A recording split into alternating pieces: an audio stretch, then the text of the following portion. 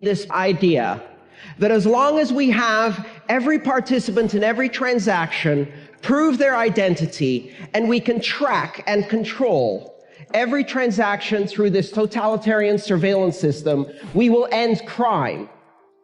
And in order to believe in that false idea of safety through totalitarian control, we condemn billions of people to poverty.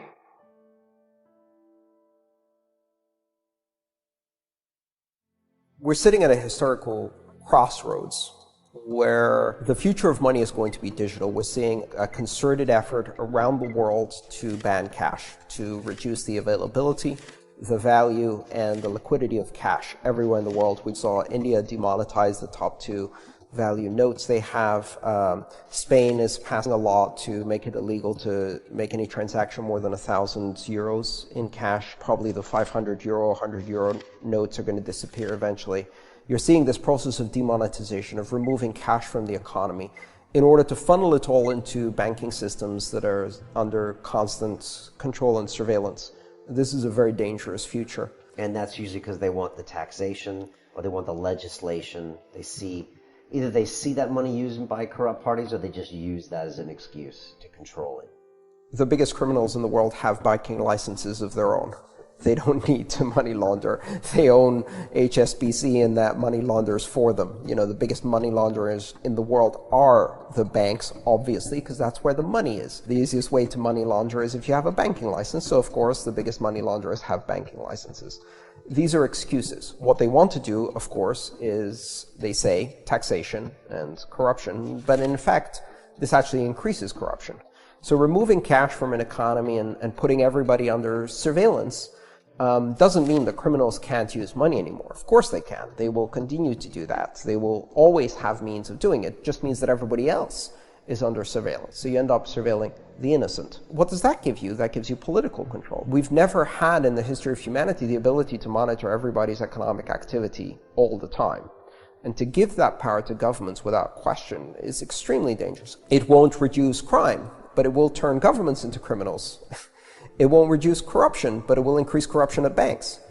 And it will put people at the mercy of a system in which, at a flick of a binary switch, you can become a non-person.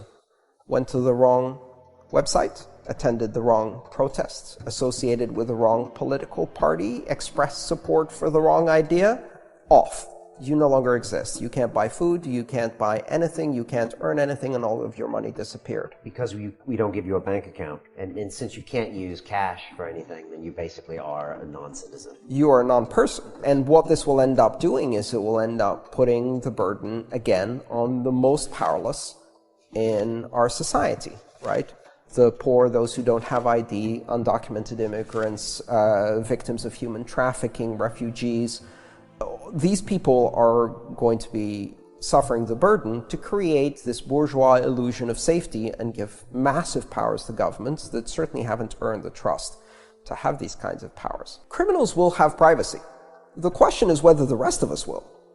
And so that is the thing. Criminals will use these systems. Criminals will bypass the rules. Criminals will bribe and corrupt officials, and they will bypass the rules. They will deal in gold or Rolexes or cars. In fact, at some point in the height of the crack epidemic, they tried to ban cash in Baltimore in the United States. And criminals switched to using Tide detergent as cash.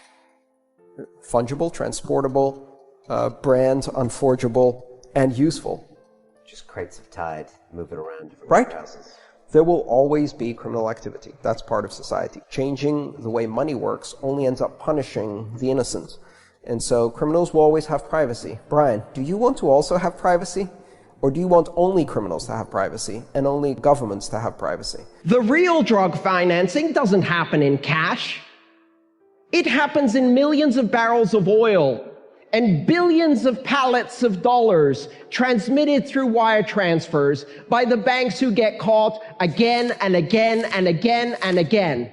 And they pay a fine that is a fraction, not only of the criminal behavior that they profited from, but of the tens of thousands of deaths they've directly contributed to. And not a single person goes to jail. And at the same time, some people have the audacity to say that we need to end cash in order to stop crime. We have to understand, surveillance never stopped crime. Surveillance is the license given to the people who are on the top of that to control our lives.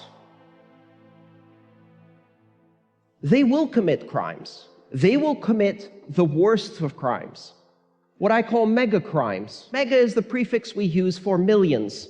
A mega crime is one where, for example, you foreclose on 1 million homeowners and don't go to jail. That's a mega crime. We're doing surveillance and analytics to catch a petty drug dealer who's selling pot for Bitcoin. Who's doing surveillance and analytics on Lockheed Martin? Who's doing surveillance and analytics on the money laundering banks? Nobody. Do you know why? None of them ever go to jail. The regulators are completely captured, and the very system of controlling finance from above by having levers of power over the lives of millions of people, billions of people, of having the audacity to cut off entire countries and say, well, they're under sanctions. They're not privileged enough. They're not people enough to gain financial services. Guess who that attracts? If you build levers of power like that, the very worst sociopaths in our society are attracted like flies to shit to grab hold of those levers of power and destroy all of your freedoms as quickly as they can. We are building societies in which one bad election is the last election. And if you don't believe me, look at what's happened in Turkey, what's happened in Russia, what's happened in Venezuela, what happens every day to billions of people around the world. Let me end on a positive note, because you're probably a bit freaked out by all of this. You should be. This is serious stuff. Open, borderless, public, transparent, neutral, censorship-resistant, strictly private cryptocurrencies exist. They will not be regulated. They cannot be regulated. Not by committees, because they're regulated by mathematics. They're regulated by algorithms. They provide certainty of transaction. They provide programmable customer protection. They provide reputation management. They provide access without identity. They give billions of people, eventually, not just a bank account in their pocket, but a bank in their pocket. They democratize the function of banking and turn it into an app that everyone can access without vetting, because they've already pre-vetted. They have agreed to download the software that follows the rules of consensus, and that is the only vetting required in these systems. But we shouldn't allow that. We did. But we can't have people make anonymous transactions. They will.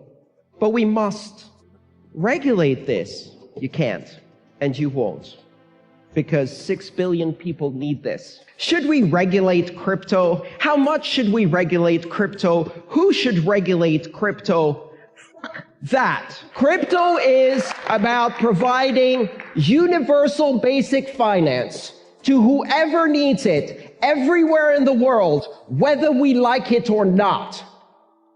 And what will people do with universal basic finance? What they've done for millennia with access to cash. They will build a future for their children.